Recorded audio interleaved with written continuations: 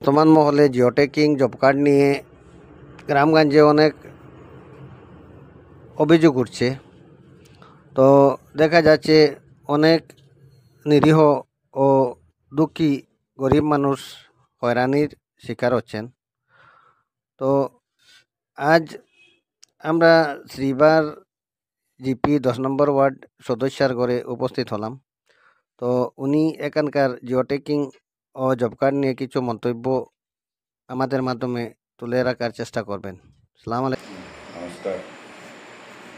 আমি আমার ward member তো আমি নাই, আমার মিসেস, তার পক্ষ থেকে আমি আপনার নিউজের মাধ্যমে কিছু আমার এখানে যা যা হয়েছে এটা কিছু কয়া।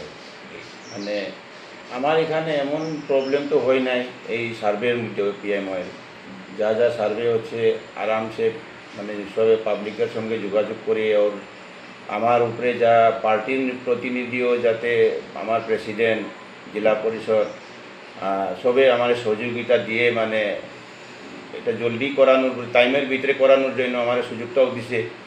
আরও এই 2 দিন 18 তারিখের লাস্ট দিন আসলো, এটার থেকে আরও আবার পূজা আসে বলিয়া পূজার থেকে আরও 22 তারিখ পর্যন্ত টাইম বাড়াই দিছে। এখন আরও 5-6টা আমার করার মতো রয়েছে। এটা উপযুক্ত মানুষ, ইউনিয়ন বার যারা পিএমওয়াই পাওয়ার উপযুক্ত আছে, এইগুলার দিকে কালকে আমি করার লাগিয়া জিআরএসও মারছি। কালকে জিআরএস আসবো।